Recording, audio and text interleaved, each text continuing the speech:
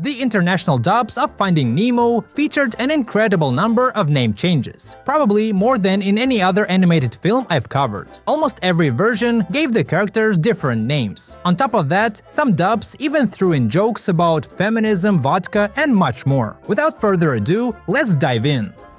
As always, I've explored many languages in this video, but let's start with Hungarian. This dub made several name changes. First, Dory is called Senila for some reason.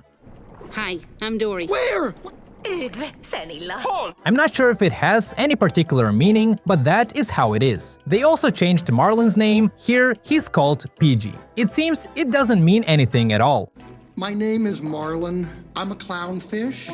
A nevem Pizsi, bohóchal vagyok. Meanwhile, the French dub gave Marlin a rather interesting name, Marine. This word obviously means marine, which is a perfect fit for his character. But it did really fit any other character as well. You know, they all live in the marine.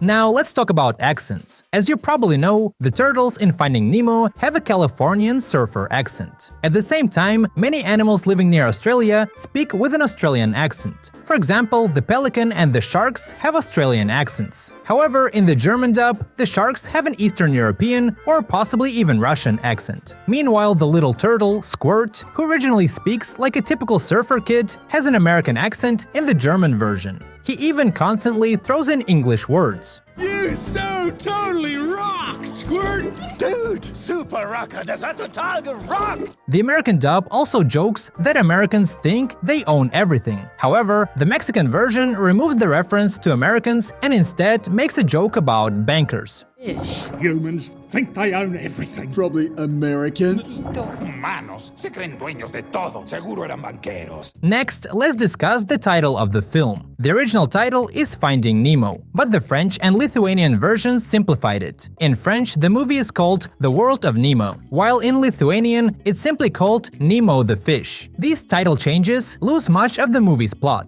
Now let's discuss the feminist joke. It was a bit strange. Let's start with the original version. Listen to how it was handled there. And if we ask it directions, it could ingest us and spit out our bones. What is it with men and asking for directions? I don't want to play the gender card right now. The Hungarian dub took a completely different approach. In this dub, Marlin calls the conversation feminist nonsense. Surely someone might not like this adaptation. Check it out. Miért ennyire bizalmatlanok a férfiak? Hagyjuk ezt a feminista dumát. The Polish dub also made an interesting adaptation here. Dlaczego faceci tak się wstydzą spytać o drogę? No bo wy jesteście z Wenus, a my z Mars. Let's go back to the names now. In the German dub, they made a lot of changes. For example, they renamed Gil to Kahn, and the pelican Nigel is called Nils. But it gets even more interesting. The pufferfish called Bloat in the American dub was renamed Puff, like Mrs. Puff from SpongeBob. The purple fish, Gurgle, is called Sushi, which is pretty funny. They changed many other names too, but there are so many of them that it would take too long to review them. The most extraordinary ones I've just mentioned.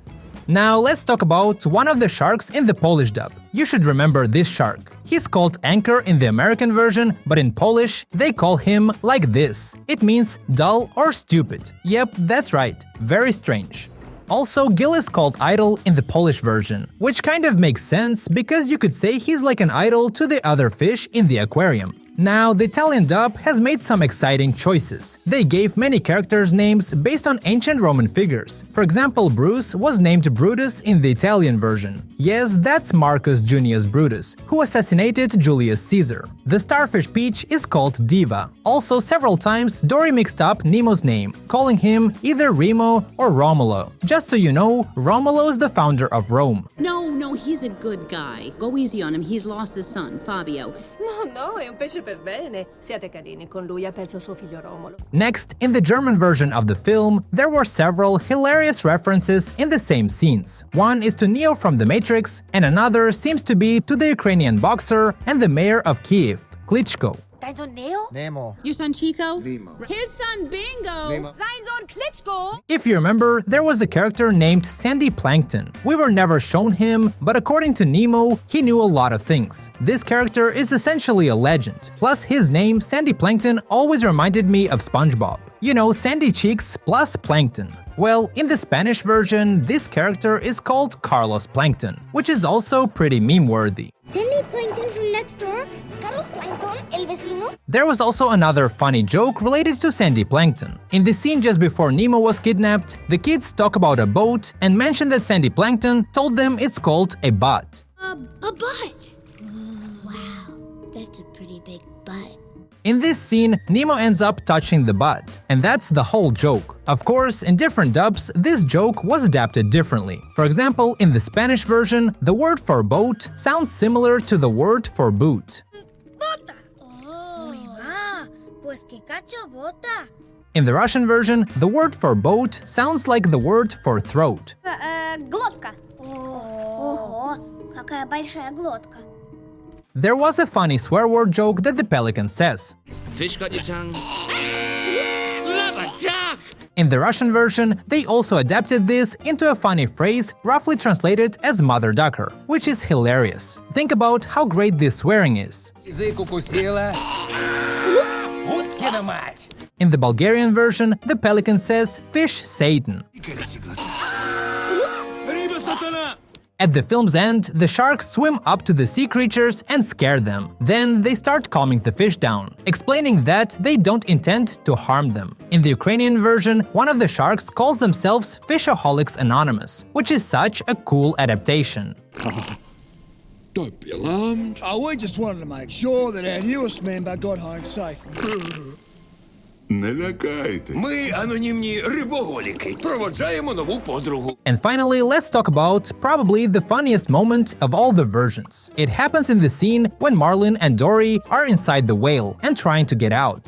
Dory says she knows the language of whales. In the American version, here's what happens.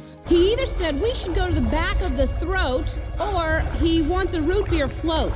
Yes, she mentions a root beer float, which is funny. But what they did in the Russian and other versions is even more intriguing. In the Russian version, she says the whale wants to drink vodka. Just look at this.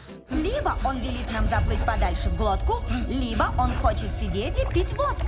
It's such a cool and fitting adaptation. Also, in the German version, Dory says the whale wants bread with lard. And in the Bulgarian dub, she says the whale wants a mildly alcoholic drink called boza. This drink is popular in Bulgaria and among Turkic and Balkan peoples. Oder will ein Vollkornbrot mit Schmalz.